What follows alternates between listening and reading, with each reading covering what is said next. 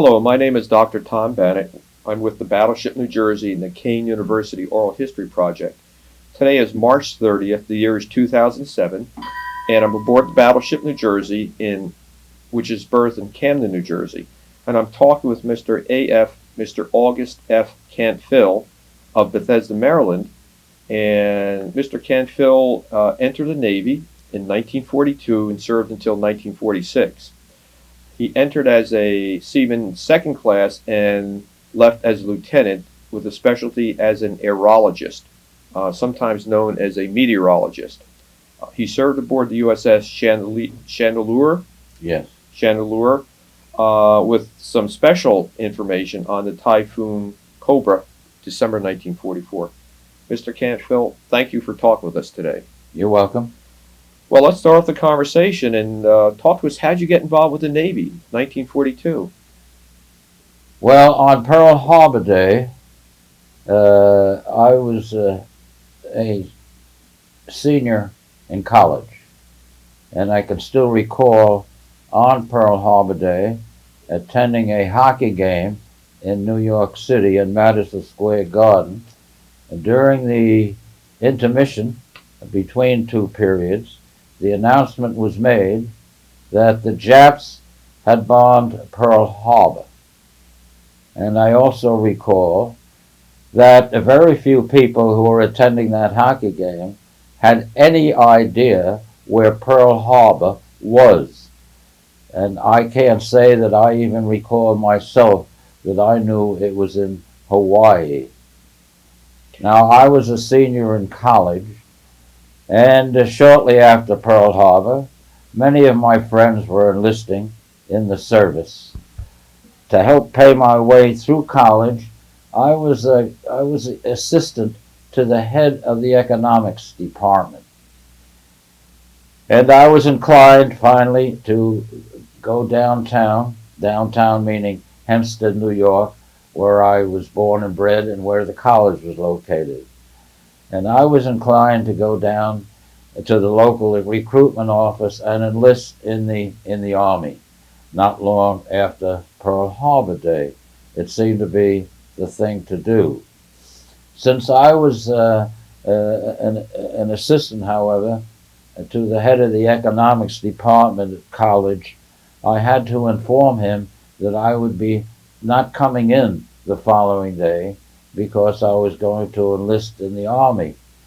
Well, head of the economics department, a man by the name of Truitt, said to me that he knows how I felt about enlisting. He said he had enlisted himself in World War I and had served in the trenches. And he said that before I made this decision to enlist in the Army, I should have dinner with him that night. Well, I did have dinner with him that night, and along the dinner table was a crusty old Navy chief who was a neighbor of his. And before the evening was over and dinner was over, this crusty old chief had convinced me that instead of joining the Army, I should join the Navy.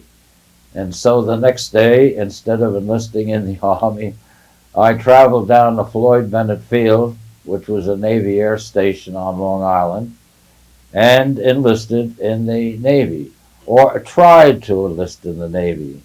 However, I was 30 pounds underweight. I was 120 pounds dripping weight, and the minimum I needed to be a Navy pilot was 135 pounds. So this crusty old chief said I should go home and eat bananas. Well, I ate bananas until they were coming out of my ears.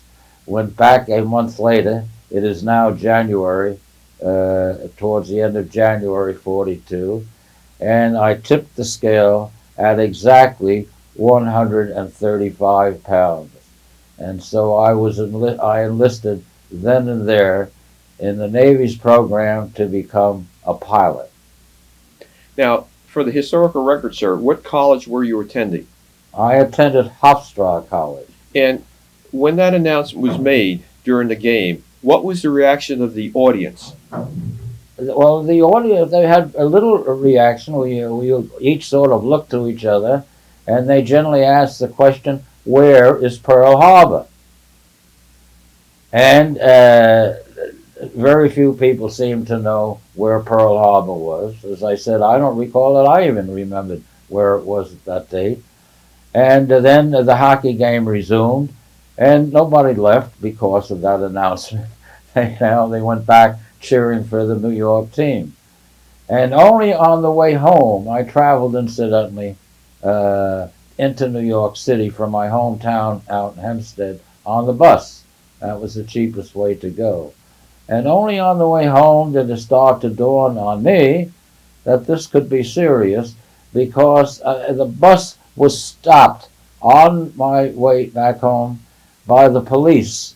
And the police went aboard the bus, and any man that was in a service uniform, they took off the bus and told them they had to return immediately to their station.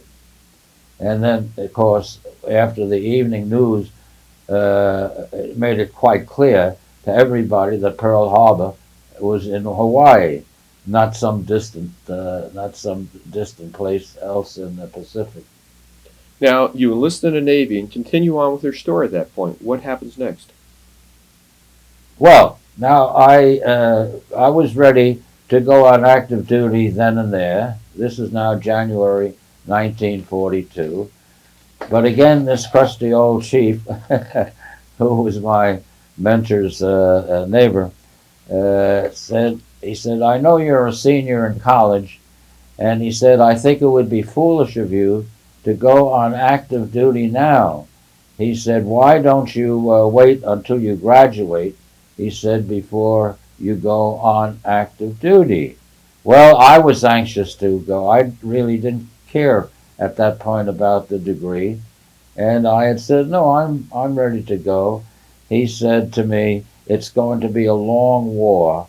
You'll see that you're making a wise decision if you wait. So sure enough, before I even took my final exams in May, I received my orders to go on active duty, and I was sent to Chapel Hill, North Carolina. That's the University of North Carolina, where the Navy had just started its first pre-flight school. And pre-flight school, we didn't even see an airplane for the 3 months we were there. It was 90% physical training, and I might say that at the end of those 3 months, I was never in better shape physically in my young life. Then from Chapel Hill, after we finished the pre-flight, I was sent to Anacostia Naval Air Station, which is in Washington, D.C., for my primary flight training. While in primary flight training, I was filling in time I needed in night flying.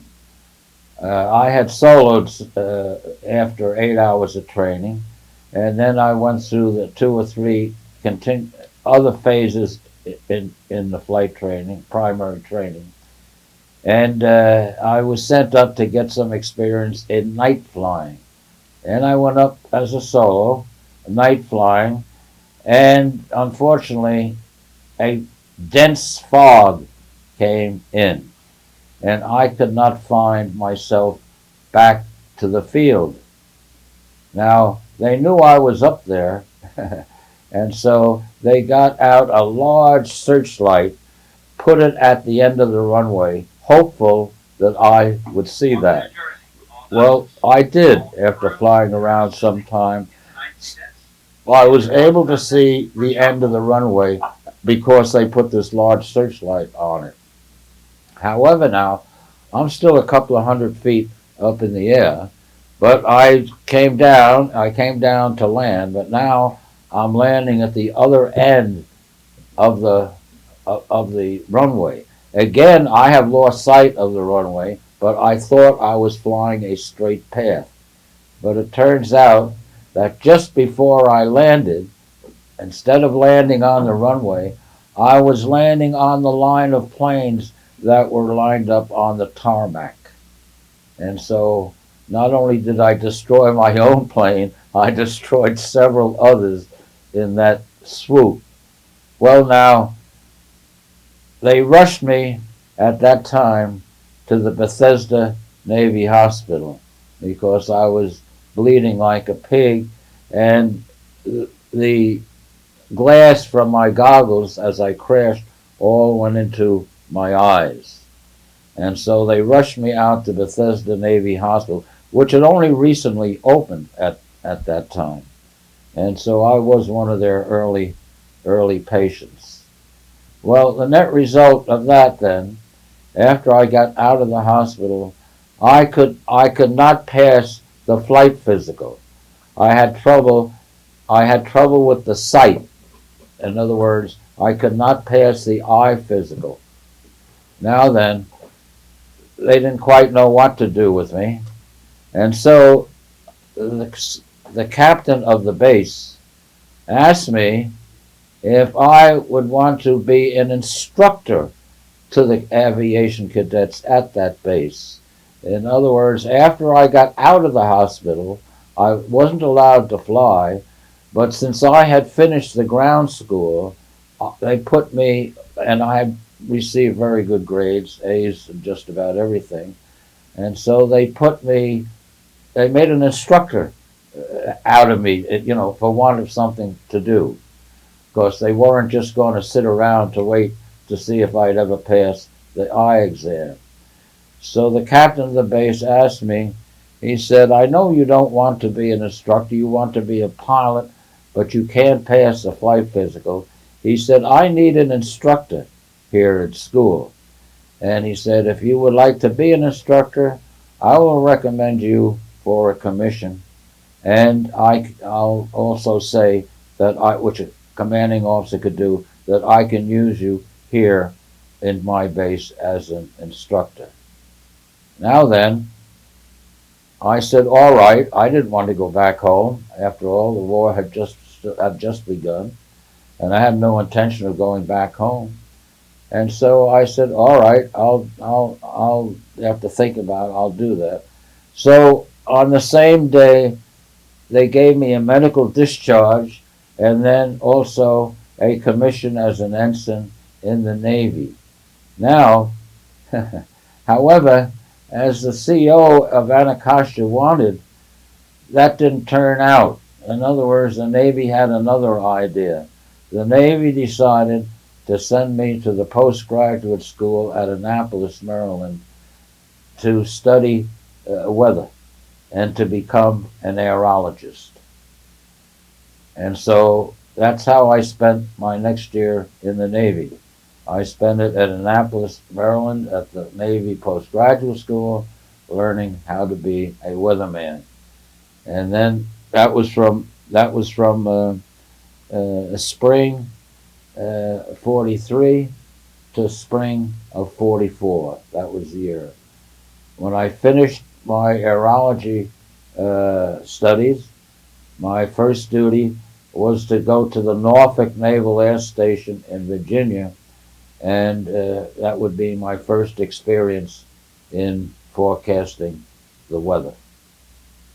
Now, I was there for approximately 6 months, from March till September 44.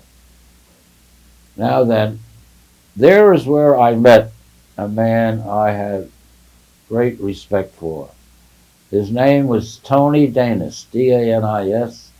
He was a captain in the Navy, and he was the head of the weather station at Norfolk Naval Air Station. And he taught me something that sounds so simple that you wonder how could anyone forget it.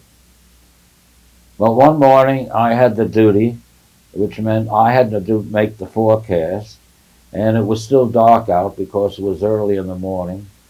And the forecast and the weather map I sent in to Captain Danis, my boss. Well, in a couple of minutes I got orders that Captain Danis wanted to see me. My forecast, incidentally, was that it was going to be a good day. Fair skies, no reason why planes wouldn't, shouldn't take off or shouldn't land. Now, when I got into Captain Danis's office, I couldn't help but notice he had the blinds drawn right down to the bottom of the windowsill in his office. And he looked at me and he said, "Cantfil," he said, "you forecast a clear day today." And he said, "Did you look out the window before you made your forecast?" Well, I looked out the window after and it was so smoky, so foggy, you couldn't see the hand in front of your face. I had not looked out the window before making that forecast. So he said, "Careful," he said, "don't ever do that again." Well, I got a little upset at that, because then I asked him, "No, I don't know why it's foggy outside." He said, "It's not fog." He said, "It's smoke." Because he said a forest fire had broken out south of Norfolk in the Dismal Swamp. And it was smoke that had closed in. It wasn't a weather, in other words, it was not a weather phenomenon as such. And so I said to the captain, I said, "Captain, send me out to sea." I said, "I'm a weatherman, not a fireman." And I said, "If I go out to sea, at least I won't have to worry about some forest fire screwing up my forecast." Well, he did. And I had then my first sea duty, which was with the USS Chandelure, which was a seaplane tender, a squadron of patrol bombers. The pilots lived on the ship, and we serviced the ships in a harbor where we anchored. Now then, I turned out to be the second aerologist on the USS Chandelure. As it was explained to me, the USS Chandelure was entitled to an officer weatherman or an aerologist, but they left port without any. So coincidentally, two different commands ordered an aerologist, one of them being me, to the USS Chandelure. The one command didn't realize what the other command was doing. So the Chandelure was not entitled to two aerologists, just one. So when I arrived, they already had an aerologist. His name was Bob Young. And Bob and I became good friends. We roomed together. But I was sort of excess baggage, so to speak, because the Chandelure did not need, nor were they entitled to two aerologists. And the net result was that I was always given a temporary duty to whoever happened to need an aerologist during the war. And I might say the way it turned out, it made that part of the war go by rather quickly for me, because I was moving from one command to another. But before I was given temporary duty from the Chandelure, this is where my knowledge of the Halsey's Typhoon came into being. It is rather interesting that here it is 63 years after the Typhoon, which was in December 44, that two books have just recently come out by two different authors which discuss this typhoon. And Harry Carlson to the curator's office. That's Harry and why Admiral Halsey steered the Third Fleet, through this particular typhoon. The name of one book is Halsey's Typhoon. An author's name is Drury, and then another author by the name of Melton, since then, just recently has come out with another book on the same subject, Halsey's Typhoon, except the title of his book was Sea Cobra. C-S-E-A, Cobra was the nickname they gave the typhoon. Well, I was aboard the Chandelure, and our patrol bombers had informed us back on the ship, Bob Young and myself, that there appeared to be a bad tropical storm in a certain sector that our patrol bombers were they would go and fly, in a sort of triangular shape.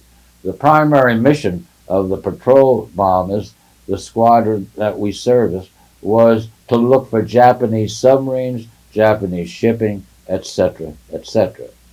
Well, in order to better locate what we thought was this bad storm, I took a flight. Bob Young said to me, he said, "I think you should go up and observe as a weatherman." I was not the pilot, but we picked out a flight that appeared to us from the information we had previously that I would be on the plane flying directly into the center of the storm. Now, those planes, patrol bombers that the Navy had during the war, those seaplanes, were not built to be hurricane hunters such as we have today. It wouldn't have been possible to go through the storm, to look at the eye. In fact, I can still recall that flight I was on when the pilot turned around to me and he says, "I sure hope you've seen enough," he said, "because I'm not going any further into this storm." He said, "We'll be killed." And it looked like, to me, we were just going into a black wall as far as the sky is concerned. But at any rate, we were able to come up with an accurate location of the storm. And this message was sent to the third fleet. Now, if you read the two novels that have come out recently, there's no question but we did locate the storm. It appears as though Admiral Halsey's aerologist was relying too much on other information that he had, and he was placing the storm far east, several hundred miles east of where it actually was, where the storm actually was. And the Pearl Harbor Weather Central, which sent out during that period of time weather forecasts for any major events. They had located this storm, but they had it several hundred miles east from where it actually was. And typhoons go on a westerly course in the Pacific. It's the same type of storm that we call here hurricanes in the Atlantic Ocean. In the Pacific Ocean, they're called typhoons. Now then, Halsey at this time, the Third Fleet, he was backing up MacArthur in his invasion of the Philippines. MacArthur just recently started his invasion. I shall return to the Philippines. And Halsey was giving him the support of the Third Fleet, meaning from the aircraft carriers, also the battleships would be bombarding the island also to help MacArthur. And that was his job at that particular time. Now then, all of these ships now started to run out of fuel. They needed refueling at sea. And refueling at sea is a very delicate operation. It cannot be done in rough water. Impossible to refuel ships in a rough sea. But of course, so Halsey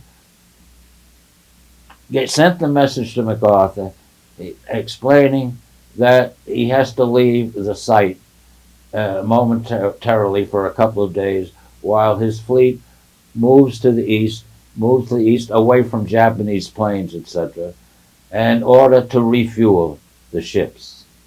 Well, the misfortune being, because his aerologist misplaced the Typhoon, they got into terrible weather.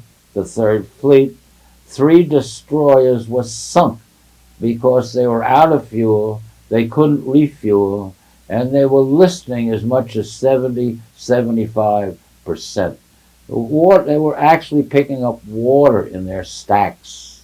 Well, this was a big disaster to the Navy. 3 destroyers sunk, 800 men killed, lost, because, most of them from these 3 destroyers. Many of the ships damaged. The aircraft carriers, for instance, were damaged severely because the weather was so severe. The planes were being swept off the deck. They were catching fire, and also under the hangar deck. So it was a major disaster to the Navy as far as World War II is concerned. Now, question. What I've read is that Admiral Halsey was blamed for this, but he said all I did was follow my weatherman and listen to him. Is that an accurate account that Halsey followed what the weatherman said? The weatherman is wrong. He goes into the Typhoon. Well, he obviously did. He obviously did rely a good bit on his name was Costco, Kosco. Costco said he never. Well, there was a huge inquiry over this. It lasted for 8 days. In other words, Halsey did not get back to the Philippines because of all the deaths and all the damage. He just steamed the Third Fleet back to Ulithi, which is where we which was a huge anchorage for our warships, where we started before the invasions of Iwo Jima, Okinawa, etc. Been there many times. Plane right to the water. And Right to the water. let me say this in defense of Costco and every other weatherman who was out there. When I was taught the weather, I learned this now. And this is important, I think, because I hope they've changed things. Now, mind you, we're talking about 1942 now, 1943. There were no weather satellites in the air. The weatherman didn't have the assets he has, today. Now, I learned the weather in Annapolis, Maryland. Now, weather moves from west to east. Now, I know I just told you a typhoon goes from east to west, but that's just the typhoon. In general, and you've seen the TV weatherman, they explain to you that in general, weather moves from west to east. Well, when we were doing weather maps at Annapolis, learning about the weather, and drawing weather maps, and drawing in fronts, this is a cold front, we had so many reports of weather from the west of us that you couldn't even fit it all on a weather map. I don't know if you've seen a weather map or not, but a weather map is a map of the U.S. or whatever area you are in. And it's a large area. And on that weather map will be reports that the aerologist has from other areas, in other words. And these come in. Oh, I'm sorry, I just did that. These come in from other cities, other weather people, and we had so many reports because Annapolis being on the East Coast virtually, that we couldn't even fit them all on. You'd put down on a weather map different symbols for what the weather was. Was it raining? Was it cloudy? You'd put down again all by symbol so you could fit it on the map. Where the wind was blowing from, what was the velocity of the wind, and what direction was the wind coming from, what was the temperature, etc., etc. And you had all this information. Now then, my first active duty was in Norfolk.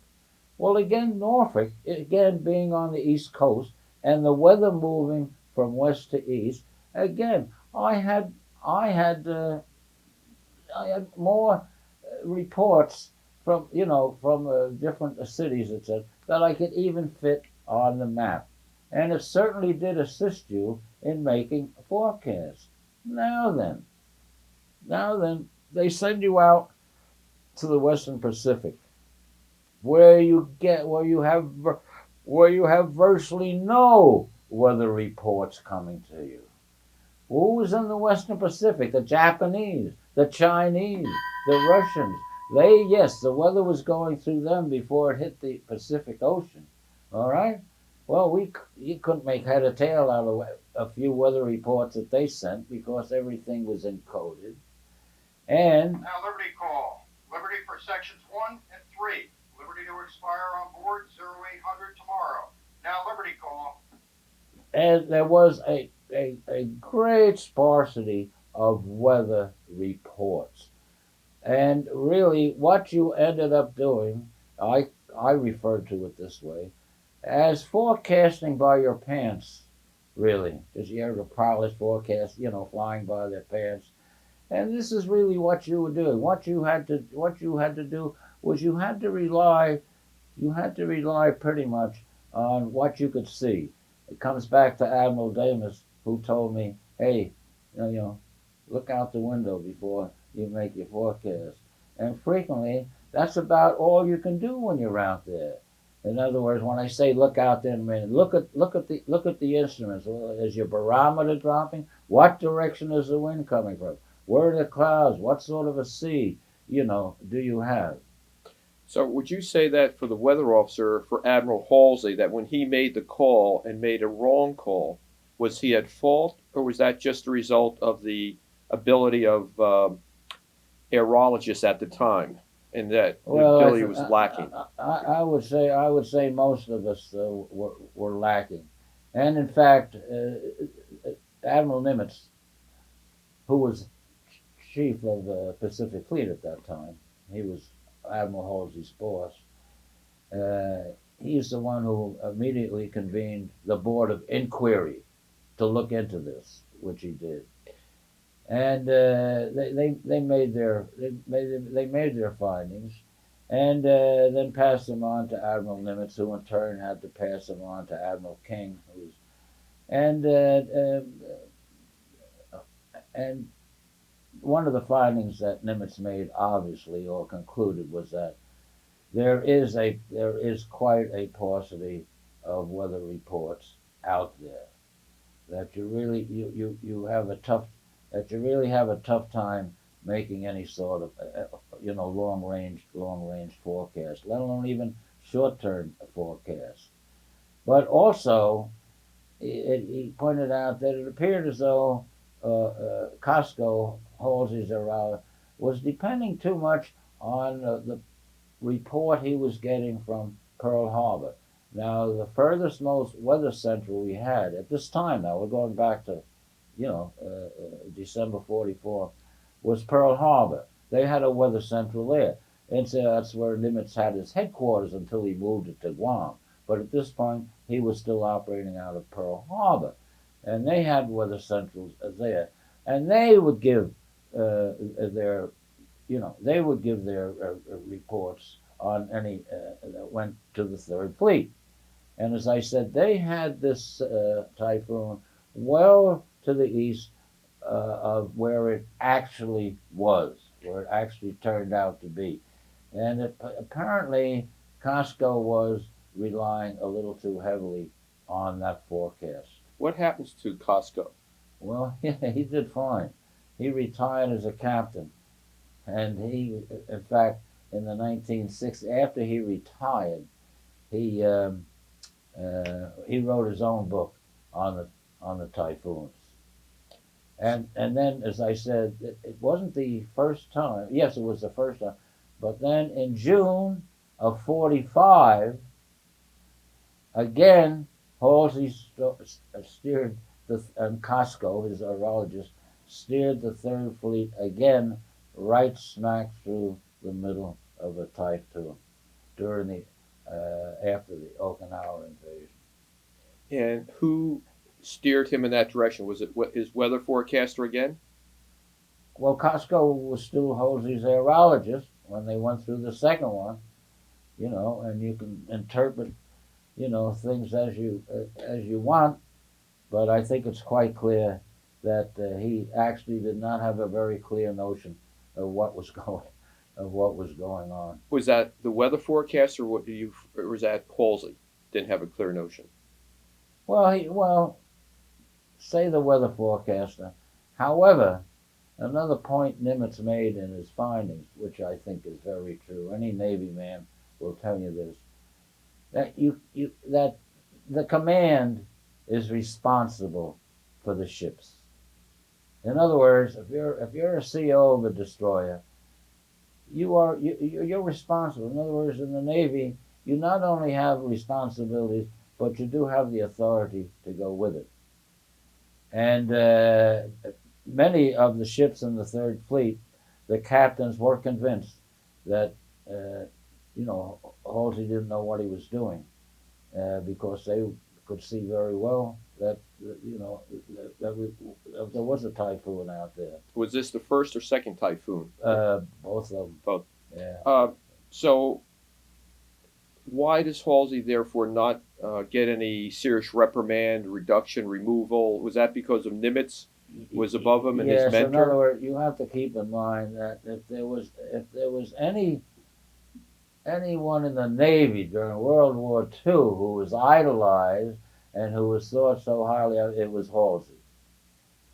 And rightfully so. Early on, for instance, we were being knocked off of Guadalcanal, which would have endangered our lifeline to Australia, when Halsey was given command of that area, and he did one hell of a job, and his men all liked him. There's no question about that. I mean, he was a fighting admiral. He hated the Japs with a passion, and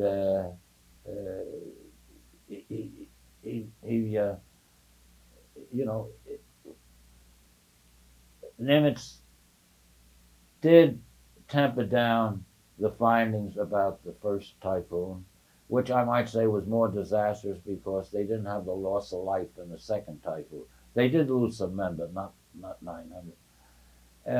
Also pointed out that after all, Halsey was anxious to get back to MacArthur and the Philippines, to resume the support he was giving MacArthur. And so that's why he kept trying to refuel his ships and coming up with new rendezvous points. And as I say, it turned out it just couldn't be done. You could not refuel ship, but Halsey didn't realize he was setting rendezvous points, meaning with the fleet's oilers that could do the refueling. He didn't realize he was setting, rendezvous points that were not going to work out. And but to come back, if you're in command, you're the one who's going to be held responsible. And Nimitz said anybody in Halsey's position should have realized, just from local observations, again, if you want to use my term, looking out the window, that he was running into a typhoon. But he was such a hero to the American public that no further action was recommended by Nimitz or King. Now, if you were Nimitz or King, what would you have done with this aerology training? What would you have done? Cover for Halsey, or remove Halsey, punish him, reprimand, let him reprimand? I think under the same circumstances, I probably would have acted the same way.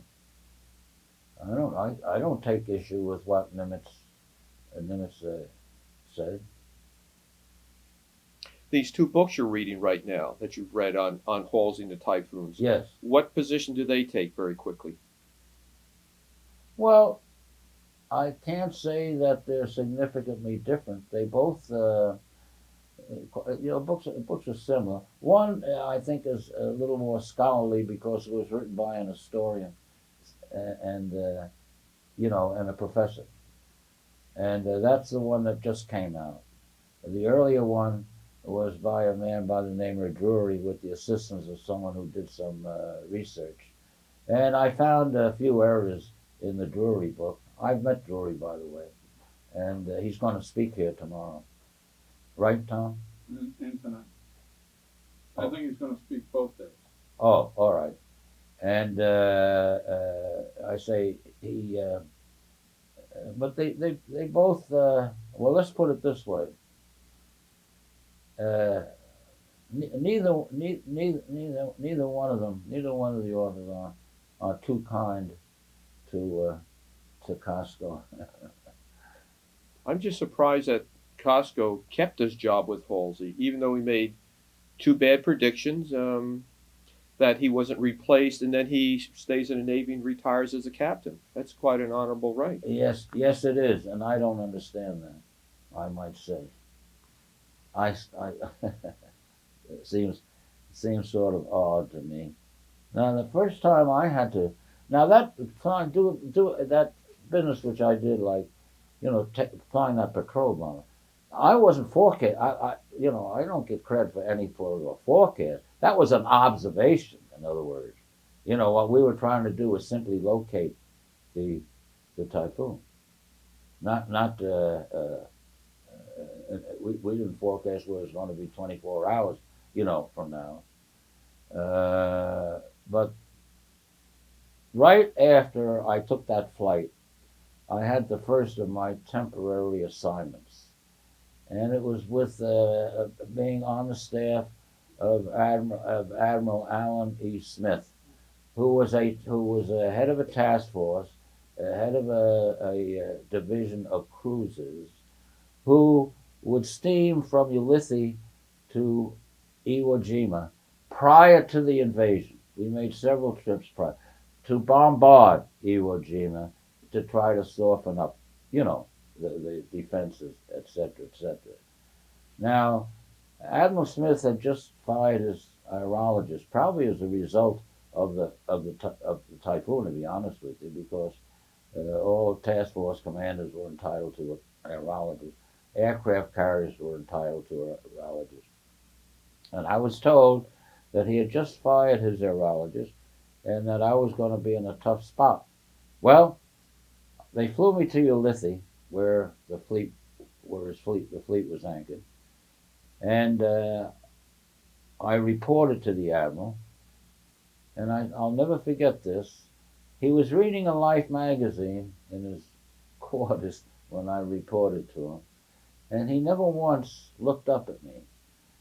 And he did say, however, he said, we're going up to bombard Iwo Jima. Now, you're talking about a distance of about 1,500 miles from Ulithi to Iwo Jima. It was going to take his task force 3 days to get there. And he said to me, now this is in the evening I reported to him, he says, I want you to come back and tell me 8 o'clock tomorrow morning what the weather's going to be at Iwo Jima 3 days from now, noontime, when we will start the bombardment. Well, as I explained to you, with the with the absence of real good info out there I was for the first time asked to make a forecast 3 days hence. It would be like a Washington weatherman saying making a forecast for Chicago 3 days from now, but he would have all the information in the world to make it out, and he probably still wouldn't make it. So I did look out the window. I did follow as much as I could what was going on. Again, Weather Central Pearl sent out the message that it would be fine that day at noontime. In other words, that there'll be no problem as far as seeing the island, because we would bombard it from a couple of miles off, etc. Now then, my best forecast was, from what little I knew or what little reports I had, was that it was going to rain, heavy rain showers at 12 noon, just when he's going to start bombing the island. Okay. Now I also had, and so I went back the next morning. Needless to say, I didn't spend any time sleeping that night because I stayed up all night having the communications officer, try to look around and see, hey, you can see if you can get a report from here, there, what have you. So he came up with a couple. And so the next morning at 8 a.m., I had to go back to the admiral. I said, well, Admiral, I think it's going to rain like hell at 12 noon. 3 days from now, it'll be a regime at noontime. And I said, however, I have to tell you that Pearl Harbor is forecasting good weather for you. Well, now, keep in mind, Pearl Harbor was pretty well off in the typhoon just, in December. This is just a month later. So that was the only word I had with him until 3 days later. We're a couple of miles offshore. It's 9 o'clock in the morning, and I was told the admiral wants to see me. And I went up on the bridge, and he's looking at the sky. There's not a cloud in the sky. Not a cloud in the sky. However, I'm getting pretty cocky now because some of our scout planes have reported, yes, to the west, they had to fly through through a score line. So now and the admiral's look goes, now it's just still 9 o'clock in the morning, but we're within sight of the island. Admiral Smith says to me, he said, what did you say the weather was going to be?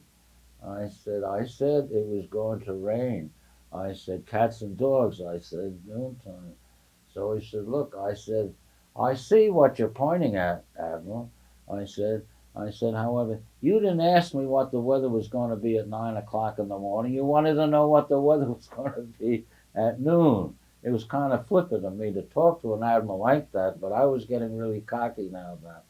Well, sure enough, at noontime, it rained so hard he could hardly open up the hatch to go out on the observation platform to direct the bombing. Well, from that time on, I could never be wrong with Admiral Smith. I think he thought I had a line to the good Lord above as to how I ever made that forecast. We'll have time for one more question because the ceremony's starting at 5:30. Oh, I'm sorry. No. But this is great interview.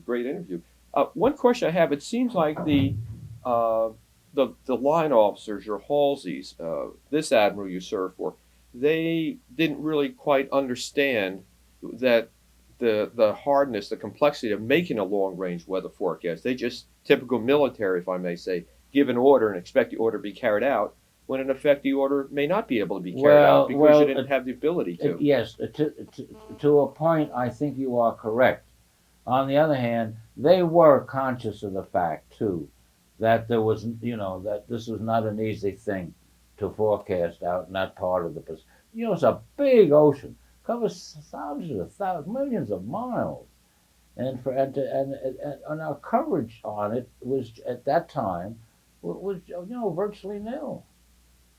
And one of the recommendations Nimitz made was to beef up the weather forces but he also recognized that we had too many inexperienced weathermen out there, and that was true.